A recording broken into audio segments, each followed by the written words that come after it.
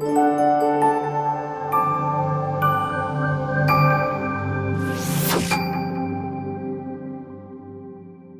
everybody, welcome to Get Excited! It's the news, a show where I, someone who just yesterday watched 3 episodes in a row of Dawson's Creek, will explain to you the news. Wild. So let's get things started with a deep dive.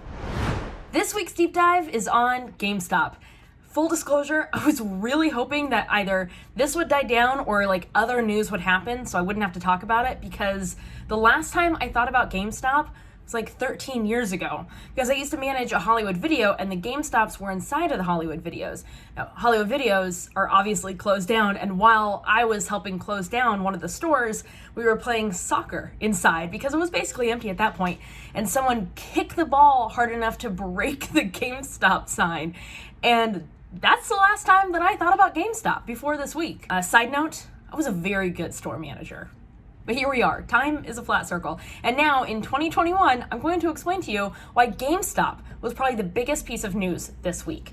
So the first thing to know is that GameStop is essentially a dying company as it stands right now, because it's a brick and mortar video game shop, and a lot of these companies are now going online. In fact, last year their stock bottomed out in April at $2.57. Now, prior to this, their stock had seen a little bit of improvement as Adam Cohen, the co-founder of Chewy, bought into it. He actually bought 9 million shares. It is a very good week to be Adam Cohen. Now, it did make investors think that GameStop would be amping up their e-commerce side of the store, and so their stock was actually improving just a little bit. But none of that has anything to do with what happened this week.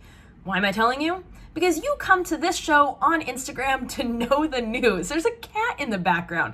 And when you come to a show on Instagram with a cat that just walks around, you're gonna get the whole story. So there you go. So to understand why this essentially failing stock hit $438 at one point on Thursday, we have to first explain how short selling a stock works. So normally the way this works is a short stock seller will borrow, let's say, 100 shares of a stock in a company and sell them for $50 a piece, assuming that that stock is going to drop.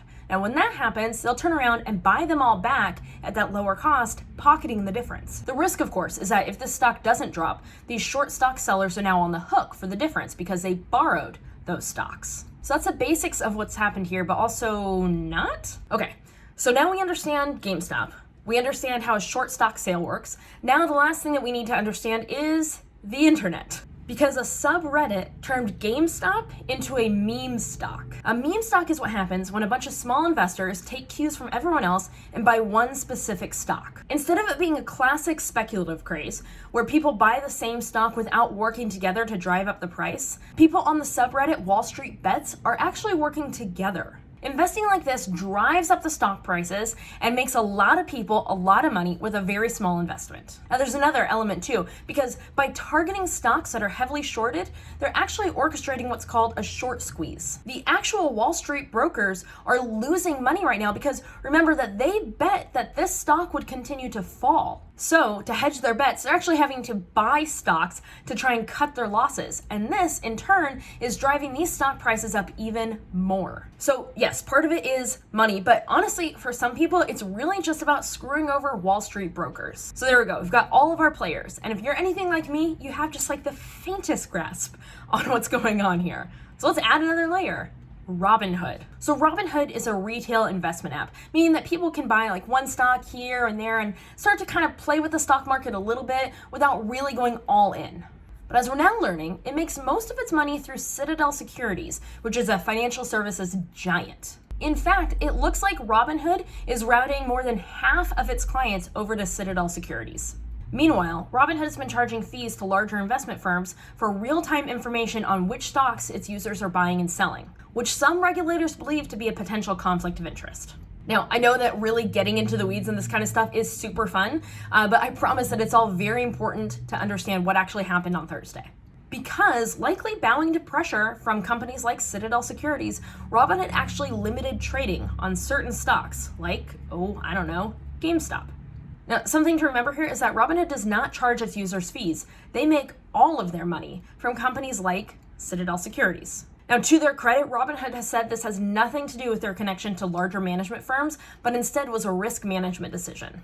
Now, for their sake, this is hopefully true because Representative Maxine Waters has said that the House Financial Services Committee will be holding a hearing to investigate how the market has been manipulated by hedge funds and their financial partners while they reap all the benefits and others pay the price. It's also gained attention in the Senate, where Representatives Alexandria Ocasio-Cortez and Ted Cruz, famous for literally never getting along, I think ever on anything, have both agreed that Robinhood needs to be investigated for its actions on Thursday. It was actually a really nice moment of agreement for them before AOC reminded Ted Cruz that he almost got her killed 3 weeks ago during the insurrection.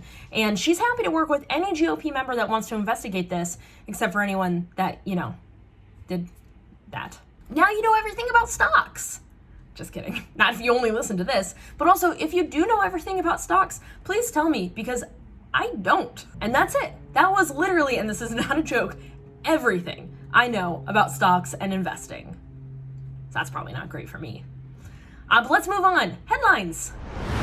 Douglas Mackey, a white nationalist who ran a pro-Trump Twitter account, has been arrested for election fraud. Prosecutors allege that he worked with others to spread misinformation and deprive people of their right to vote.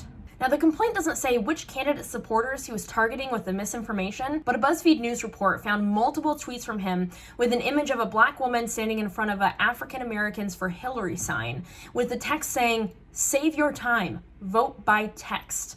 I'm really trying hard to limit how much I use that opinion graphic, so I'm just saving it for stuff that I really can't help, like I have to say it. And plus, a reminder that our justice system, the foundation of it is innocent until proven guilty. So given all of that, let me just say, and please know that I mean this with every fiber of my being and from the very bottom of my heart, fuck that guy. A lawsuit filed by the U.S. District Court for the Northern District of California alleges that Subway's tuna is not tuna, but in fact, a mixture of various concoctions. This is based on independent labs and multiple samples, which found ingredients that were not tuna and not fish. So that's gonna sit with me for a while. And now a new segment. News originally broken to me by my mom. Amanda Gorman will be the first poet ever to perform during a Super Bowl. I have tried like 5 different times to say this sentence just normal, and I cannot help but smile. I am so happy for her. Her new poem, which will be read before the coin toss, will honor an educator, a nurse, and a military veteran. Monday, February 1st, is the start of Black History Month, while Thursday is Rosa Parks Day. What can you do to be of service this week? In talking about refusing to give up her seat on the bus, Rosa Parks said, "People always say that I didn't give up my seat because I was tired, but that's not true. I was not tired physically. No, the only tired I was tired of giving in." So ask yourself, what is one small way that you can take a stand this week and make the world just a little bit better? And that's the news. Before I go watch more Dawson's Creek, here's a little something to end on a high note.